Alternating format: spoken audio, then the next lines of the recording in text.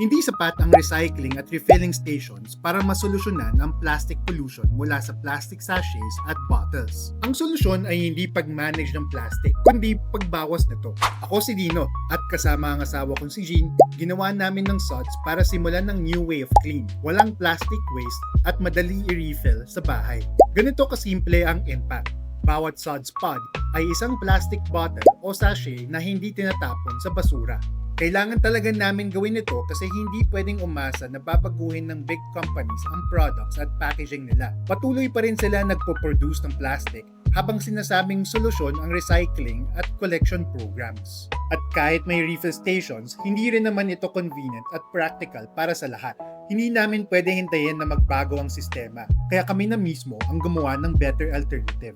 6 years na namin ginagawa ito at mas marami nang pumipili ng new way of clean. Noong 2025, 33,000 kilograms ng plastic bottles at sachets ang hindi na dumagdag sa plastic pollution dahil sa SOTS. Habang lumalaki ang business, lumalaki ang impact. Tuloy pa rin ang kwento ng SOTS.